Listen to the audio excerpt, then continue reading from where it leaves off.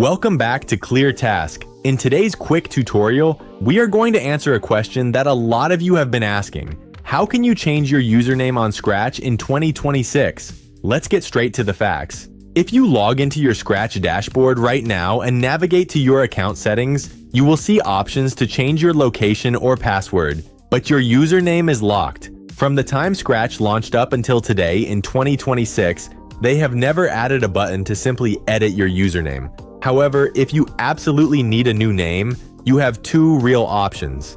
Option 1, contact support. You can scroll to the bottom of the page, click Contact Us, and submit a request to the Scratch team. Please note they are very strict and rarely approve these requests unless it involves a serious privacy issue or a safety concern.